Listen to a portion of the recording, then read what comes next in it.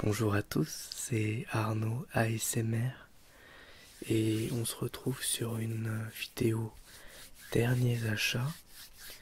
Je vais la faire en soft spoken parce que ça fait un petit moment que j'en ai pas fait et ça me manque un petit peu. Alors j'ai pas mal de choses à vous présenter, surtout des films en Blu-ray, mais aussi un jeu PS5 et deux mangas. Donc c'est parti, on va commencer. Alors le jeu, j'ai pas encore fait de vidéo dessus, mais ça devrait pas trop tarder. Il s'agit de Far Cry 6, version PS5 donc. Jeu que je viens de m'offrir il y a 2 jours. J'ai joué à peu près 4-5 heures pour l'instant et j'ai vraiment beaucoup aimé. Alors ça révolutionne rien, c'est-à-dire que c'est dans la lignée de Far Cry 3, 4, 5. Mais je passe un agréable moment. Et ouais, voilà, c'est sympa. Bon, si vous avez aimé les autres Far Cry et que vous êtes adepte de la licence, vous ne serez pas dépaysé. Graphiquement, le jeu est pas mal, surtout au niveau de ses jeux de lumière, de son paysage, de son ambiance. Après, je trouve que c'est en dessous au niveau de tout ce qui est, comment dirais-je, visage des personnages et particulièrement des personnages secondaires. Alors qu'Anton Castillo, dictateur de Yara, souhaite plus que tout le monde redonner à sa nation sa grandeur passée, son fils Diego, âgé de seulement 13 ans, suit à contre-cœur le chemin sanglant tracé par son père. Alors dedans on a un code, puisque c'est l'édition Yara, avec en plus des petits trucs en plus, voilà, un véhicule, des armes, voilà, c'est sympa. C'est un petit bonus quoi, tout simplement. Ensuite deux mangas. Donc tout d'abord Mashle, le volume 5, que j'ai bien aimé. Il y a des bonnes révélations dedans, il se passe des choses intéressantes. Et on voit que l'histoire commence à avancer un petit peu. Donc Mash c'est quoi? C'est un genre de parodie d'Harry Potter avec un humour un petit peu proche d'un One Punch Man, où on a le personnage de Mash Burn Dead, qui est dans un monde de sorciers où les gens qui sont sans pouvoir sont tout simplement exécutés. Il n'a pas de pouvoir, mais il s'est forgé un corps d'acier à base de musculation, énormément de musculation, ce qui fait qu'il est capable de faire des choses complètement folles. Je sais pas si j'ai un extrait là par exemple. Et voilà, donc il est extrêmement fort malgré le fait qu'il peut pas utiliser la magie. Et donc ça fait des combats vraiment géniaux. Alors, je vois pas trop. Bon, je vais montrer un dessin, par exemple. Ouais, c'est vraiment cool, hein. C'est vraiment un très bon manga. Moi, je vous le conseille. Ça se lit super facilement. On s'amuse beaucoup. C'est très rigolo.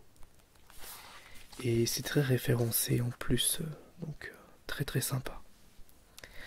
Ensuite, Dragon Ball Super, le tome 15, Moro l'astrophage.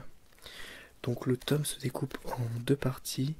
La première partie, c'est tout simplement la fin du combat avec Moro, que j'ai bien aimé. Bon, c'est expédié un peu rapidement, mais la fin du combat, franchement, est sympa et réussie. Et ensuite, c'est le début de l'arc avec un nouveau personnage qui s'appelle Granola. Ouais, comme les, comme les biscuits. Voilà, donc je vais vous montrer un petit peu quelques dessins que je trouvais très impressionnants. Je trouve que les dessins sont de plus en plus beaux dans Dragon Ball Super. Est-ce que j'arrive à faire une mise au point? Je sais pas trop. Parce qu'au niveau de la lumière, c'est pas ouf. Voilà, je vous montre un petit peu les dessins. Hop. Ouais, j'arrive pas à avoir une très belle lumière, je suis désolé. Mais bon, je tourne un peu comme je peux, je suis toujours obligé de faire les choses rapidement, donc ne m'en voulez pas. Il y avait un autre dessin que je trouvais incroyable. Ouais, je trouvais ça trop bien quoi, trop beau. Voilà, vraiment, j'ai passé un bon moment, ça finit bien l'arc Moro. Et après je vais vous montrer le personnage de Granola, qui est plutôt stylé, mais on sait pas grand chose sur lui pour l'instant. Mais je vais quand même vous le montrer. Voilà, pour que vous puissiez le voir un peu plus. Il est où? J'essaie de voir une pleine page, mais j'arrive pas à l'avoir en pleine page. Attendez. Je l'ai pas en pleine page, mais on le voit bien. Voilà, attendez, je vais me rapprocher. Non, là il fait pas la mise au point. Voilà, c'est ce personnage-là. Assez cool, franchement. J'aime bien le design. Après, je sais pas trop ce qu'ils vont en faire.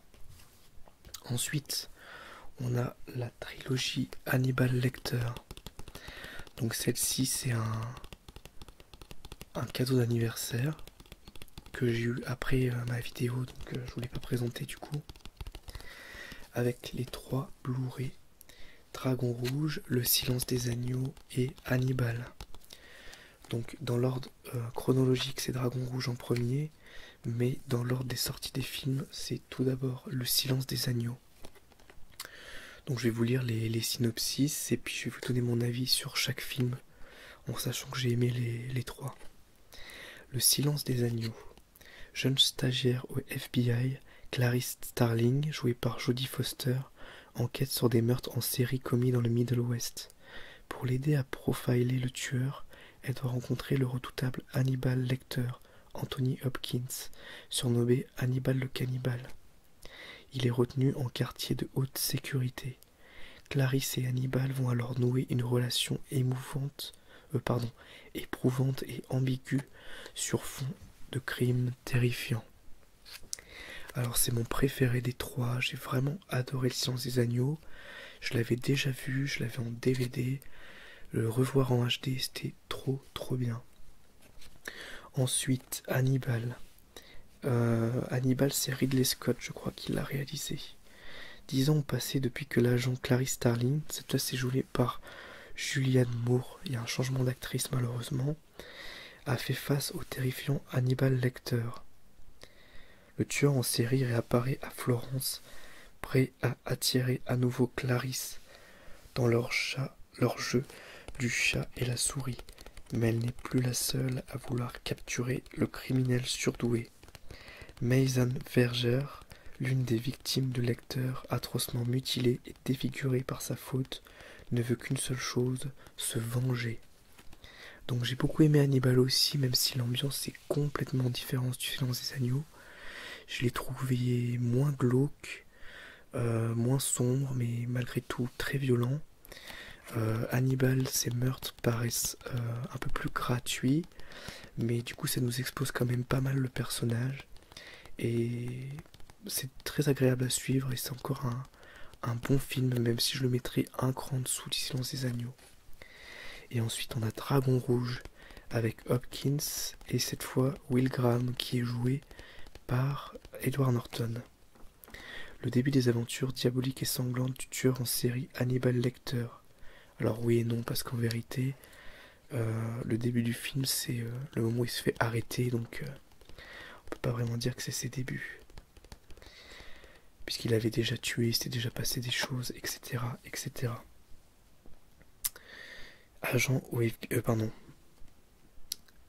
Incarné par Anthony Hopkins, Will Graham, agent du FBI, parti à la retraite après avoir arrêté Lecter, est rappelé par son ancien patron pour traquer un serial killer connu sous le nom de Petite Souris, joué par Ralph Fiennes. Pour comprendre la psychologie du criminel, Graham doit prendre conseil, bien malgré lui, auprès de Lecter. Donc ça suit un petit peu le schéma du Silence des Agneaux. J'ai trouvé le serial killer excellent et assez touchant, très bien joué. et ça fait du bien de retrouver l'acteur. Même si on le voit beaucoup moins dans Le Silence des Agneaux, il est clairement pas au centre du récit, j'ai trouvé, mais c'est un bon thriller, même si en dessous des deux autres films pour moi. Ça reste malgré tout une bonne trilogie. Ensuite, Harakiri. Harakiri que j'avais eu, ça brille un peu, je suis désolé. Attendez, est-ce que je peux essayer de faire que ça brille moins? Je sais pas. Bon, tant pis, écoutez, le plus important, c'est le son. Donc, Harakiri, un film de... Est-ce que j'ai l'année là-dessus? 1962, quand même. Et ça reste un film absolument magnifique. Je me suis pris une claque visuelle. Pour un film de 1962, il est encore techniquement impressionnant. Donc il a été restauré, hein, évidemment, pour l'édition Blu-ray. Et j'ai vraiment adoré le film. C'est très bien joué, c'est très beau. Le scénario est très très réussi. Il y a des retournements de situation, c'est très bien raconté. Franchement, c'est un de mes films préférés maintenant. J'en avais pas entendu parler. Je suis tombé dessus par hasard sur un site donc, qui s'appelle Bluecast Collectible. Et j'ai vu que le film avait énormément de bons avis, qu'il était dans le sens critique dans le top des meilleurs films de tous les temps. Et du coup j'ai craqué, je me le suis offert. Par contre il reste très violent, et particulièrement pour un film de cette époque-là, il y a une scène particulièrement assez choquante, voilà, je vous en dis pas plus, mais vous comprenez bien avec le nom du film. Au XVIIe siècle, le Japon n'est plus en guerre et le pays est dirigé avec fermeté. Hanshiro Tsugumo, un ronin sans travail, parmi tant d'autres, décide de frapper à la porte du puissant clan des Lee. Reçu par Kageyu Saito, l'intendant du clan, il lui demande la permission d'accomplir le suicide par harakiri dans la résidence. Pour tenter de l'en dissuader, Saito commence alors à lui raconter l'histoire de Motome Shijiwa, un ancien ronin qui souhaitait accomplir lui aussi le même rituel. Ce que j'ai bien aimé aussi, c'est que le récit se découpe en deux parties. D'abord, ça raconte l'histoire de Motome Shijiwa. Après, ça raconte l'histoire de Kageyu Kageyu Saito, c'est l'intendant du clan, je dis n'importe quoi, de Hanshiro Tsugumo. Et en fait, les deux histoires vont se recouper et on va comprendre plein de choses dans la deuxième partie du film. Et c'est vraiment très très bien fait. Dans les suppléments en plus, il y a un entretien avec Christophe Gans, réalisateur que j'aime beaucoup, notamment de Crying Freeman, Silent Hill ou Le Pacte des Loups, où il parle du film, de son importance, etc. Et c'est très très très intéressant. Ensuite, vous avez été nombreux sur ma vidéo Blu-ray d'horreur, sur ma collection de Blu-ray d'horreur, à me dire que je n'avais pas les Scream. Et vous aviez raison. Et du coup, je me suis dit que j'allais m'offrir Scream 1. Scream premier du nom. Puisqu'effectivement c'est un classique et je ne l'avais pas vu depuis longtemps. Donc je l'ai acheté celui-là. Donc Harakiri, je l'avais payé 6 € sur internet. Et celui-ci, je l'ai acheté d'occasion sur Rakuten. Je l'ai payé combien? Je l'ai payé 6 € avec les frais de port. Donc vraiment pas très cher. C'est l'édition belge, mais ça change absolument rien. C'est VF, VO, tout pareil. Donc le célèbre tueur Ghostface. Casey Baker, une belle adolescente, est seule dans la maison familiale. Elle s'apprête à regarder un film d'horreur, mais le téléphone sonne. Au bout du fil, un serial killer la malmène et la force à jouer un jeu terrible. Si elle répond mal à ses questions portant sur les films d'horreur, celui-ci tuera son copain. Sidney Prescott sait qu'elle est l'une des victimes potentielles du tueur de Woodsboro. Celle-ci ne sait plus à qui faire confiance. Alors voilà, Ghostface, on le voit là, on voit un bout du masque. Et c'est un film de Wes Craven qui a réalisé entre autres La colline à des cieux, ou encore Les Griffes de la Nuit. J'ai beaucoup aimé. C'est un film qui est blindé de références aux films d'horreur, qui est par moments à la limite de la parodie de films d'horreur, mais qui à la fois est drôle, à la fois est violente, à la fois peut faire peur. C'est vraiment un film d'horreur réussi, et je comprends tout à fait que le film soit culte aujourd'hui. Alors je n'ai jamais vu Scream 2 et Scream 3, mais j'ai vu le 4 que j'avais plutôt aimé, même si en dessous de ce premier volet. Et on continue avec le Punisher. Alors là, j'ai trois Blu-ray que j'ai achetés ensemble. C'était 2 achetés, 1 offert.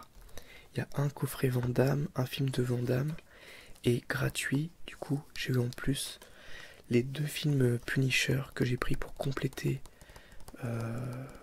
mes films Marvel, ma collection de films de super-héros, qui comprend donc le second film Punisher, puisque le premier était avec Dolph Lundgren dans les années début 80 je crois. Là c'est celui avec pour méchant John Travolta. Je ne l'ai pas revu, mais c'est pas considéré comme un très bon film. Et ensuite on a Punisher Warzone avec Ray Stevenson, qui est connu notamment pour jouer dans la série Rome. Et donc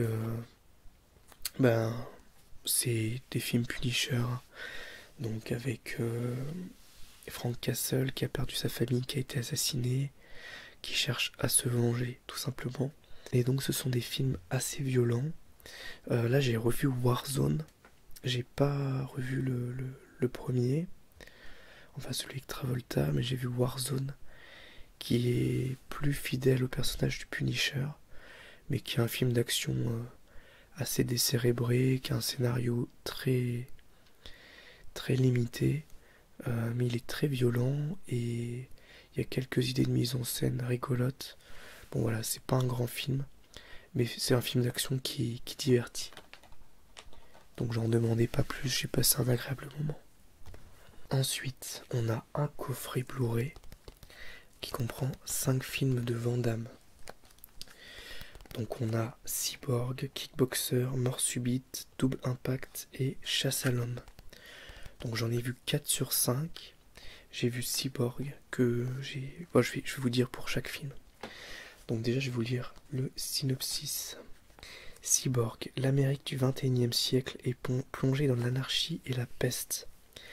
Pearl prophète, mi-humaine, mi-robot, peut développer un vaccin. Mais elle est capturée par des pirates cannibales.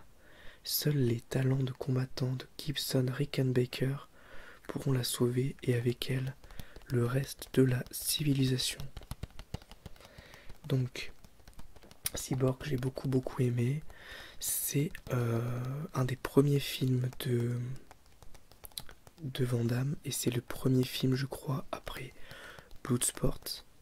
C'est un film qui a coûté 500 000 $, donc c'est vraiment pas grand chose à l'époque et pour le cinéma, et qui a été fait par la Canon, qui a fait aussi Bloodsport, puisque Van Damme avait signé un contrat pour 3 films avec eux. C'est un film post-apo qui reprend notamment des choses qui devaient être utilisées pour le film Les Maîtres de l'Univers, le deuxième qui n'a pas été finalement fait. Et ils ont transformé, et je crois qu'il y a aussi des trucs d'un film Spider-Man qui ne s'est pas fait. Ils ont repris plein d'éléments et ils ont je sais pas comment dire, ils ont transformé ça en post-apo avec des costumes et tout, vraiment post-apo, rajouter de la saleté, etc.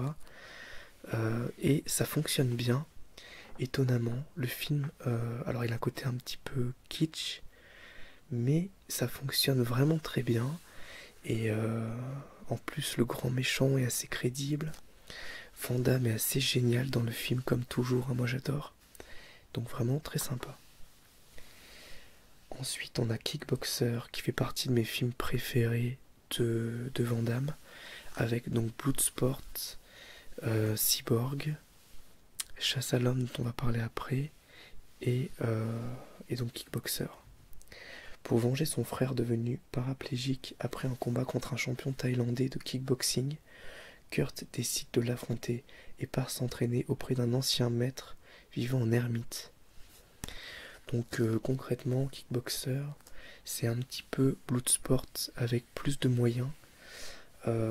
C'est vraiment sympa. On sent le feeling années 80 dedans. Les combats sont beaux, sont réussis. Et il y a un côté un peu shonen avec la progression du héros et tout. Très sympa. Mort subite, je ne l'ai pas vu. C'est un Die Hard-like. Une finale de hockey sur glace attire 17 000 spectateurs au Civic Arena de Pittsburgh. Un ancien sapeur-pompier, Darren McCord, est là avec ses enfants. Le match bat son plein lorsqu'un commando dirigé par un certain Foss investit l'arena. Ensuite, on a Double Impact que j'ai plutôt aimé, qui est sympathique. Double Impact, on a deux Jean-Claude Van Damme, un peu naïf et neuneux entre guillemets, et un peu plus méchant avec des gros guillemets, un peu plus anti-héros. Hong Kong, 1966. Un ingénieur américain et son épouse sont abattus par la mafia chinoise. L'associé de Paul réussit à sauver un des deux enfants du couple, qu'il ramène aux États-Unis. Le second bébé est recueilli par la mafia. 25 ans plus tard, les jumeaux vont se retrouver. Et enfin, Chasse à l'homme. J'ai vraiment adoré Chasse à l'homme. C'est un film qui est réalisé par John Woo. Et donc c'est du cinéma hongkongais. Et vraiment j'ai adoré. Donc John Woo il est très connu notamment pour Volte-Face avec Nicolas Cage et Travolta. Et ça c'est son premier film, peut-être pas son premier, j'ai un doute. C'est dans ses premiers films en tout cas à Hollywood. Chance, un sans-abri de la Nouvelle-Orléans, accepte d'aider Natasha Binder à retrouver son père. Il ne tarde pas à découvrir le corps de ce dernier, un ancien officier des forces spéciales, éliminé par le gang des chasseurs d'hommes du cruel Émile Fouchon. Ce dernier lance son gang après Chance. Donc ce que j'ai bien aimé, c'est déjà que les scènes d'action sont folles. Le film, il est assez violent quand même. Et Van Damme, il est trop cool dedans. Alors, il a une coupe mulet complètement improbable, mais il a un côté ultra badass, j'ai vraiment aimé. Donc ce coffret-là, je l'ai eu pour 30 €, voilà. Et pour 20 €, le film Street Fighter. Donc je vous montre pas trop les Blu-ray de Van Damme, hein, je vous montre que ceux que j'ai regardés pour l'instant. Je vous ferai une vidéo complète après sur toute ma collection parce qu'il y en a beaucoup maintenant.